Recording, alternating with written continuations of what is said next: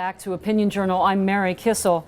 New York City Mayor Bill de Blasio and his school's chancellor, Carmen Farina, announced Friday that they're going to take $210 million away from the city's public charter schools and funnel that money towards more traditional public schools.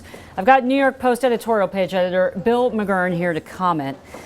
Bill, how big of a blow is it to the kids who attend these charter schools? Mostly poor, mostly minority kids. Well, since this is about future construction, it's not for the ones that are attending. It's for the ones that might attend, that might have an escape from some cruddy traditional school and get into a charter school that's teaching, because this is about expansion.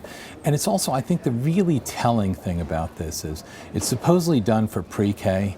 This is yet...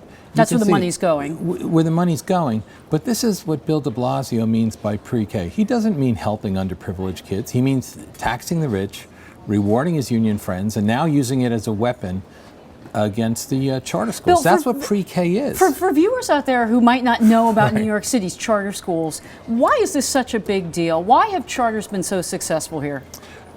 It's such a big deal because a lot of the traditional schools are just awful, and the traditional system, to reform it, just seems so hard because you have the teachers union contracts and so forth.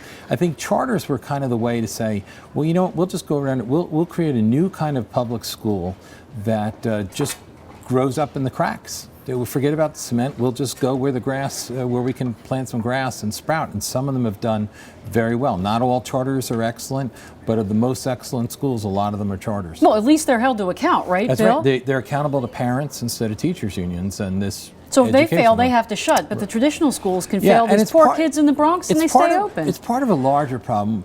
Somewhere along the line, modern American liberalism became wed to the idea of not serving the kids or having alternatives, but to the bricks and mortar and to the teachers unions. I mean, the education system in New York is a jobs program for the UFT. It's not an education program, at least by the measurements, by how many kids are reading at level and doing math level.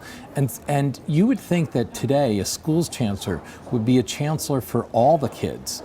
You know, we had a chancellor here that used our own kids in reference, trying to draw a distinction between the traditional schools and the charter schools. They're both public schools. I would argue, go even further, chancellor should be worried about the education of every child in her city, and however they choose to do it, whether they do it online, and if they can help, they should help. But instead, we have this idea that it's only this one kind of model and nothing else, and that model is a bricks and mortar model that hasn't changed much with the teachers unions in charge. Well, Bill, these parents marched over the Brooklyn Bridge once, tens of thousands of people. They may do so again. New York Post editorial page editor Bill McGurn. Thank you. Thank you so much for joining me.